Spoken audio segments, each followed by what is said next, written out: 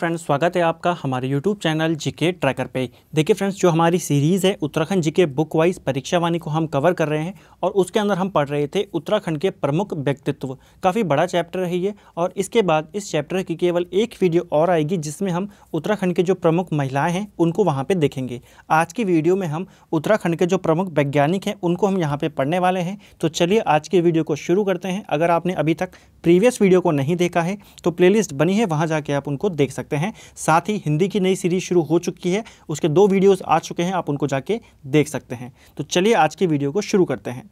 सबसे पहले बात करेंगे पंडित नैन सिंह रावत की। नैन सिंह रावत की अगर हम बात करें तो इनका जन्म 1830 में होता है मिलम पिथौरागढ़ के अंदर। ठीक है, तो नैन सिंह रावत का जन्म कब होता है? 1830 में पिथौरागढ़ में इनका जन्म होता है। ठीक है, इसके अलावा इन्होंने जो पेशा था इनका, ये किसकी नौकरी करते थे? तो इनका जो पेशा था वो एक अध्यापक थे। ठीक है, तो ये टीचर थे और टीचर होने के कारण इनको पंडित की उपाधि भी दी गई थी। तो प्रश्न बनता है मौलिक पंडित किसको कहा जाता है? तो पंडित नैन सिंह रावत को कहा जाता है। ठीक है फ्रेंड, इस वीडियो के एंड में मैं आपसे एक क्वेश्चन पूछूंगा और आपको मुझे वो कमेंट करके बताना है और जिसका आंसर मैं फिर अगली वीडियो में बताऊँगा। ठीक है, आज से हम इस सीरीज़ को भी शुरू करते हैं ताकि आपका भी रिविज़न होता रहे।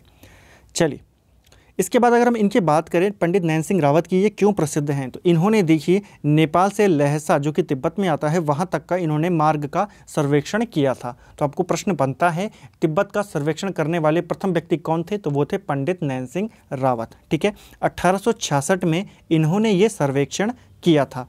इसके अलावा इन्होंने तिब्बत में एक सोने की खान है जिसका नाम है थोक जातुंग।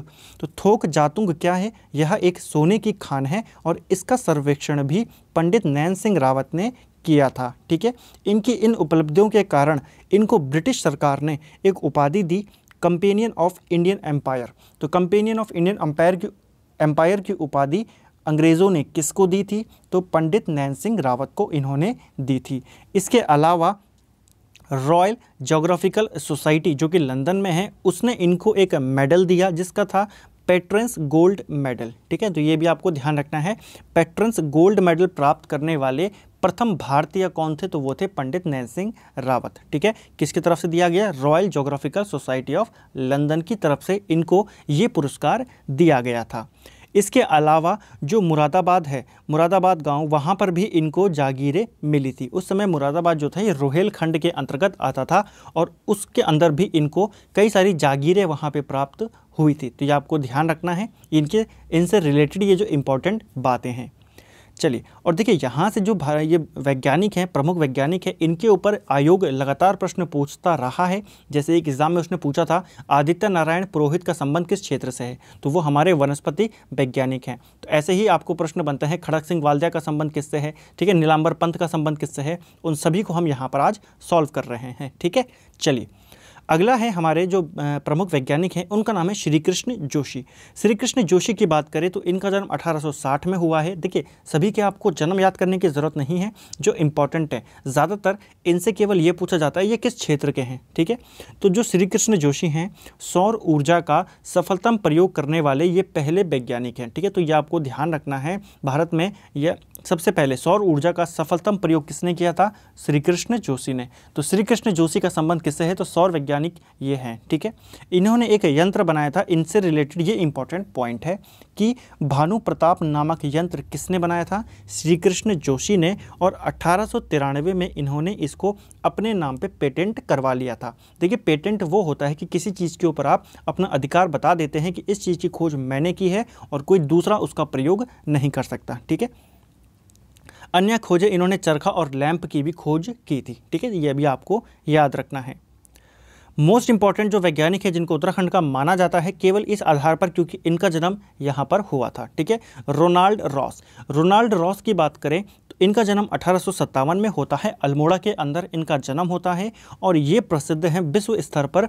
इन्होंने मलेरिया के परजीवी की खोज की थी। ठीक है, मलेरिया के परजीवी जो कि एनोफिलीज मच्छर है उसकी खोज किसने की थी? रोनाल्ड रॉस ने। रोनाल्ड रॉस ने बताया था ये जो एनोफिलीज मच्छर है इसके कारण ही मलेरिया रोग होता है। ठीक है, और इसी खोज के लिए इनको 1902 में नोबेल पुरस्कार दिया गया था। तो ये आपको ध्यान रखना है। रोनाल्ड रॉस हमारे लिए इम्पॉर्टेंट है क्योंकि इनका जन्म अल्मोड़ा में होता है। इन्होंने मलेरिया के परजीवी की खोज करी है और ये नोबेल पुरस्कार विजेता भी हैं। ठीक है, 1902 में इनको ये पुरस्कार मिला था। इसके बाद आते हैं हमारे देवीदत्त पंत।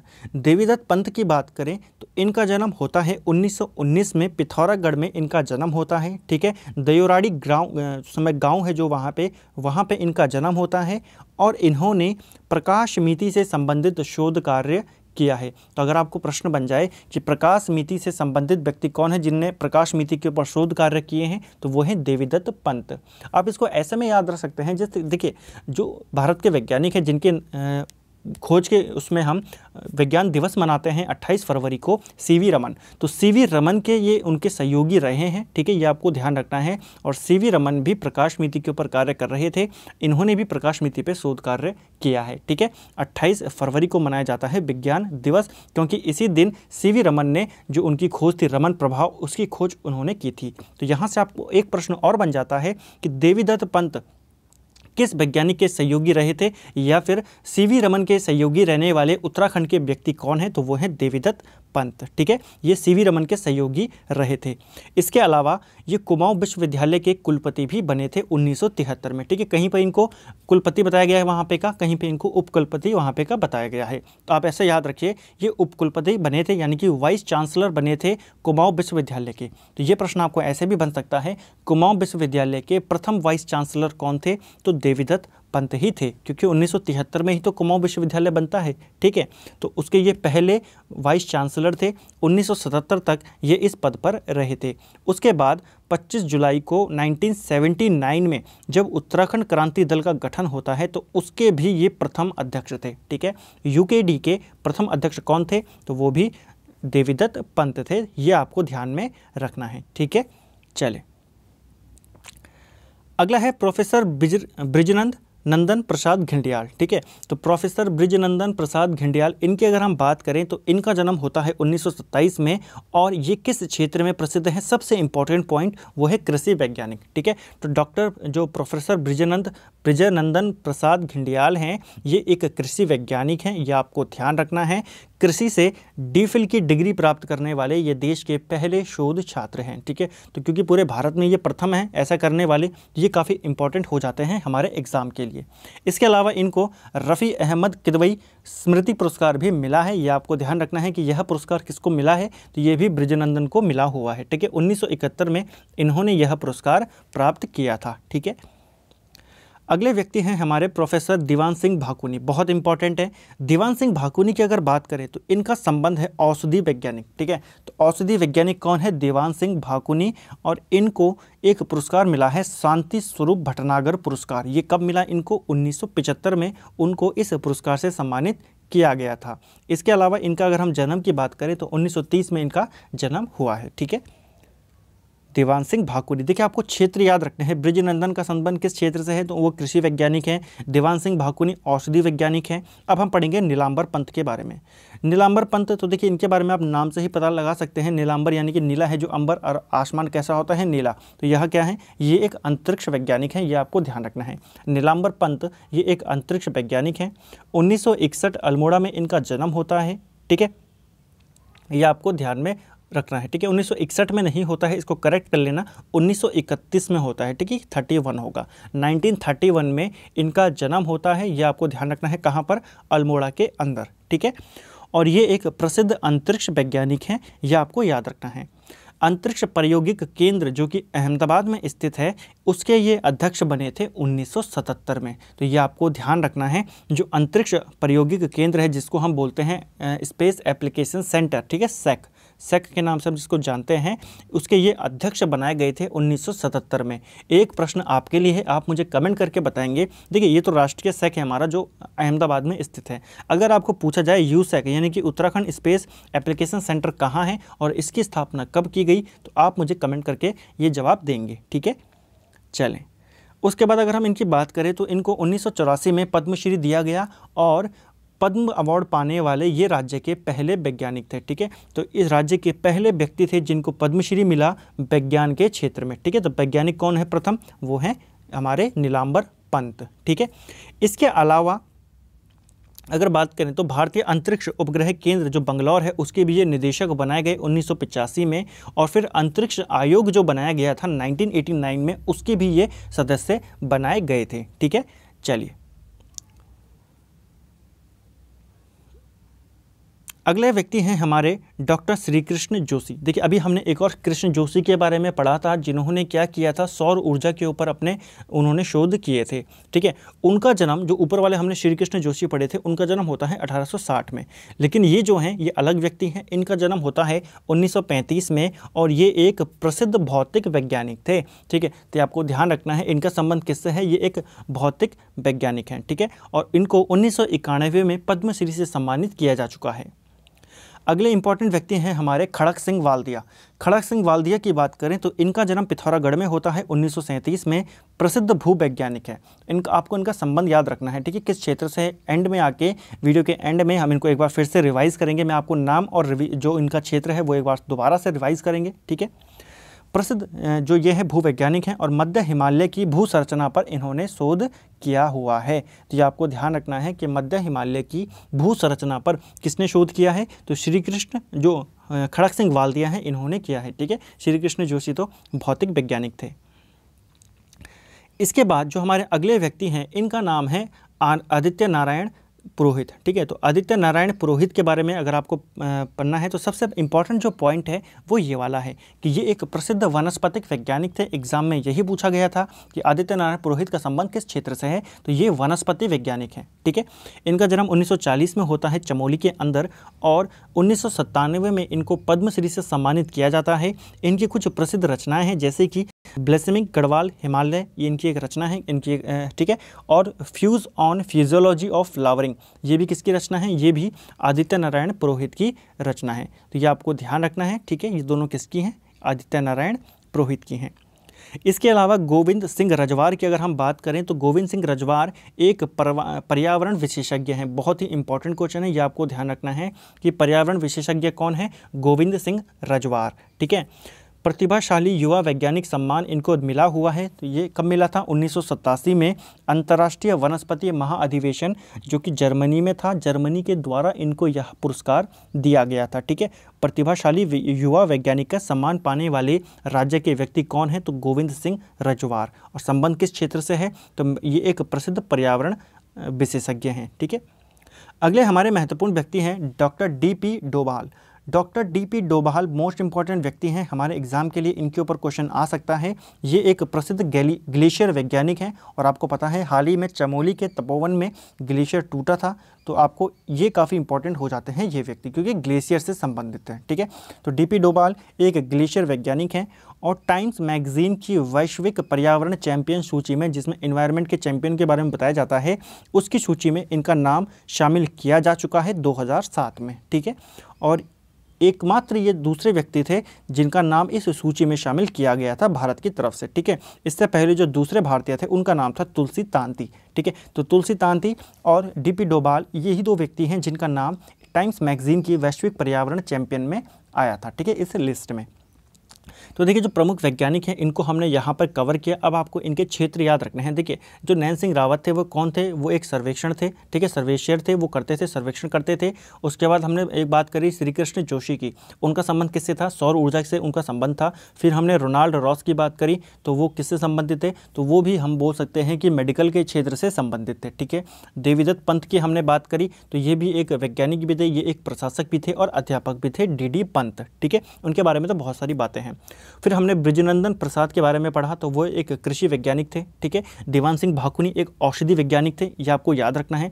इसके अलावा हमने नीलांबर पंत के बारे में पढ़ा, वो एक अंतरिक्ष वैज्ञानिक हैं। ठीक है, एक हमने दूसरे डॉक्टर श्री कृष्ण जोशी के बारे में पढ़ा जो कि भौतिक के वैज्ञानिक हैं। खड़क सिंह वाल्दिया के बारे में हमने पढ़ा, खड़क सिंह वाल्दिया का संबंध भूविज्ञान से है। ठीक है, और फिर हमने आदित्य नारायण पुरोहित के बारे में पढ़ा जो कि एक वनस्पति वैज्ञानिक हैं। इसके अलावा एक नाम यहाँ पे छूट गया है जिनका नाम है डॉक्टर भैरवदत्त जोशी। तो अगर आपको पूछा जाए भैरवदत्त जोशी का संबंध किस क्षेत्र से है, तो ये भी एक कृषि वैज्ञानिक हैं, ये आपको ध्यान रखना है। डॉक्टर भैरवदत्त जोशी क्या हैं, कृषि वैज्ञानिक हैं। अब उत्तराखंड के कुछ अन्य महत्वपूर्ण व्यक्ति हैं, उनको भी कवर कर लेते हैं। इसके बाद हमारी केवल महिलाएं रह जाएंगी, उनको हम अगले वीडियो में कवर कर देंगे। कुंवर सिंह नेगी की हम बात करते हैं। देखिए कुंवर सिंह नेगी, इनका जन्म 1927 में होता है, पौड़ी गढ़वाल में इनका जन्म होता है। और कुंवर सिंह नेगी आपको पता है इनका संबंध है ब्रेल लिपि से, ठीक है। तो ब्रेल लिपि तैयार करने वाले उत्तराखंड के व्यक्ति कौन है? कुंवर सिंह नेगी हैं। इन्होंने कई भारतीय भाषाओं का और जो सिखों की पवित्र वाणी है गुरुवाणी, उसको इन्होंने गुरुमुखी लिपि में, गुरुमुखी ब्रेल उसमें इन्होंने तैयार किया था। तो आपको ध्यान रखना है कि ब्रेल लिपि से संबंध किसका है? कुंवर सिंह नेगी का है। एक क्वेश्चन है, कमेंट करके आप मुझे जवाब देंगे कि ब्रेल दिवस कब मनाया जाता है, विश्व ब्रेल दिवस कब मनाया जाता है। अगले हमारे महत्वपूर्ण व्यक्ति हैं गोपाल दत्त बिष्ट।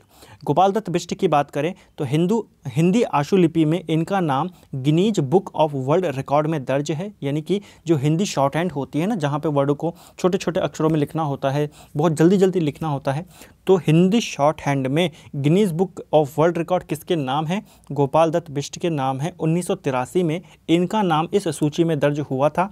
इनका जो रिकॉर्ड है वो है 250 शब्द प्रति मिनट। इन्होंने हिंदी शॉर्ट हैंड में 250 शब्द लिखे थे 1 मिनट के अंदर, जो कि विश्व रिकॉर्ड बना। हिंदी आशुलिपि में डॉक्टरेट की डिग्री प्राप्त करने वाले ये प्रथम भारतीय थे। यानी कि जो हिंदी शॉर्ट हैंड है, हिंदी शॉर्ट हैंड और इंग्लिश शॉर्ट हैंड दो होती हैं, आपको पता है, ठीक है। तो हिंदी शॉर्ट हैंड में डॉक्टरेट की उपाधि प्राप्त करने वाले ये प्रथम व्यक्ति हैं भारत के, ठीक है। इसके अलावा इन्होंने कुछ किताबें भी लिखी हैं, जैसे कि हिंदी आशुलिपि कोश, हिंदी शॉर्ट हैंड जो कोश है ये किसने लिखी है? गोपाल दत्त बिष्ट ने लिखी है। इसके अलावा आशुलिपि विज्ञान का ऐतिहासिक, भाषा विज्ञान एवं तुलनात्मक अध्ययन, ये भी किसकी रचना है? ये भी गोपाल दत्त बिष्ट की है, ठीक है। लेकिन इंपॉर्टेंट जो है ये पहली वाली है। इसके बाद जो हमारे अन्य महत्वपूर्ण व्यक्ति हैं, राजेश मोहन उप्रेती, इनकी बात करें तो इनका जन्म होता है 1968 में और इन्होंने कुछ किताबें लिखी हैं, जैसे कि क्रीड़ा पथ इनकी एक किताब है, ठीक है। क्रीड़ा पथ और आगे फिर उत्तरांचल, क्रीड़ा पथ उत्तरांचल ये किसकी किताब है? ये राजेश मोहन उप्रेती की किताब है। इसके अलावा जो इनकी सबसे प्रसिद्ध किताब है उसका नाम है शहीद ए वतन पिथौरागढ़, ठीक है। तो ये आपको सीधा प्रश्न बन सकता है, शहीद ए वतन पिथौरागढ़ किसकी किताब है? तो ये किताब है राजेश मोहन उप्रेती की, ठीक है। और इन्होंने, राजेश मोहन उप्रेती ने ये दोनों किताबें 2004 में लिखी थी, ठीक है।